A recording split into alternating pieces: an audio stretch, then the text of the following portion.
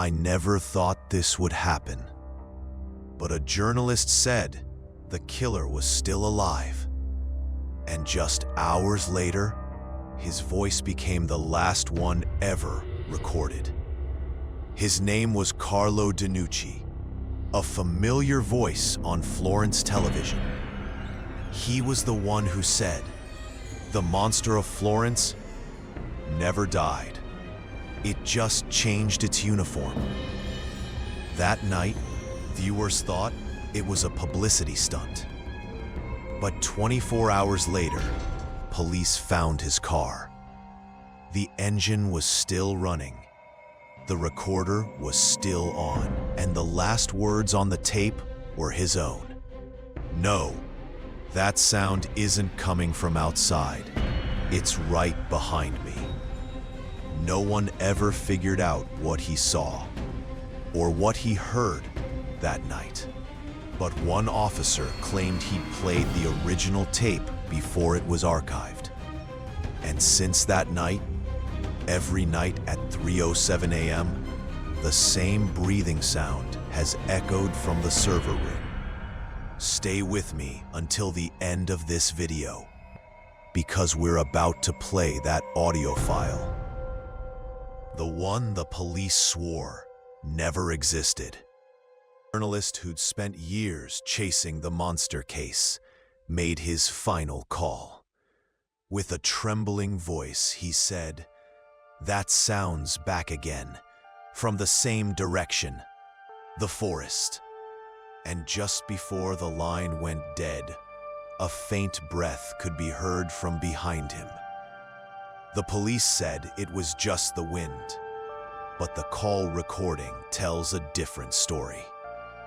30 seconds later, his phone went dark. The last signal came from the same place where the final murder happened years ago. When they found his car, the recorder was still on, and on the tape, only one sentence played. "If you're hearing this, it means he's awake again." The police said the tape was just static, but when an audio expert examined it, he heard something. Every few seconds, a faint whisper appeared, like someone speaking very close to the mic. When the audio was slowed down, a clear phrase emerged: "Don't look behind you." Carlo's voice was on the tape too. He asked, "Who are you? How do you know my name?" Then came a long, uneven breath, right next to the microphone, like someone trying not to laugh. In the final second, a dry, mechanical chuckle was heard. Something between a human laugh and an old tape recorder glitch. Frequency analysis confirmed the sound matched the same file from the dark web, the one police had dismissed as fake. That night, the recording was erased from official evidence, but one officer made a copy and hid it in his pocket. If you've enjoyed the video so far, make sure to subscribe so you don't miss the next ones. His name was Marco Bellizzi, the officer who secretly took the audio file from the system. The next morning, he told a colleague, "If I disappear, it means Carlo was right." 3 days later, his car was found by the sea, door open, headlights still on. On the passenger seat lay a brown envelope with another tape inside. Written on it were the words, "For the one who listens, not the one who hears." When the police played it, all they heard was the sound of waves until the final minute. Then Marco's voice came through. He's not just after witnesses, he's after listeners. His voice cut off and the tape ended. He was never seen again. No body, no evidence, only silence. And since that day, no officer has ever dared to play the original recording again. After Marco's disappearance, the case wasn't closed, just buried. Another journalist, Sophia Lenti, picked it up, claiming she had the second tape. The next day, police officially summoned her for questioning. But the interrogation wasn't filmed. Only a short audio clip survived. In it, an officer asks, "Where did you get the file?" And Sophia answers, "He sent it to me himself," in Marco's own voice. A few seconds of silence follow. Then the sound of a clock chime exactly 3:07 a.m. That same cursed time. The recording cuts off. No further report of the interrogation exists. 2 days later, security cameras showed Sophia leaving the station. But she never made it home. 3 weeks after Sophia disappeared, an anonymous email was sent to several journalists. It contained only one sentence: "I'm the third copy." Attached was a video file named Florence3am.move. In the footage, a dark room could be seen. The same infamous room, but with one difference. This time, no one was sitting in the chair. Only the mask lay on the table. The light flickered every few seconds, and faint tapping sounds came from the corner of the room. Then a familiar voice spoke. "You're not just a listener anymore. You're part of the file now." The image began to shake, as if the camera itself was breathing. In the final frame, a shadow passed in front of the lens, wearing the same boots as the Florence police. And then the video ended. When the cybersecurity team examined the email, they discovered the IP address had come from inside the Florence Police Department. But something even stranger.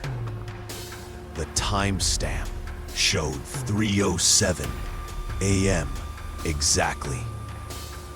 The system that sent it had been declared inactive 3 years earlier. Someone or something had sent a message from a dead server. When they dug into the logs, only one name remained: El Bianchi, the same officer listed as missing in the official reports. The lead investigator said, "Maybe someone's using his identity." 5 minutes later, the entire floor lost power. When the system came back online, every monitor displayed the same image: a white mask with a flickering line beneath it. "I'm still in the system." That night, officers reported hearing whispers coming from the server room. And by morning, one computer had turned itself on, with a single file open on the desktop: Florence_4am.mp4. The only person who remained after the incident was Major Vittorio Rossi. He'd been in the server room that night and claimed he saw something he couldn't explain. He said the lights went out, but a shadow was moving between the cables.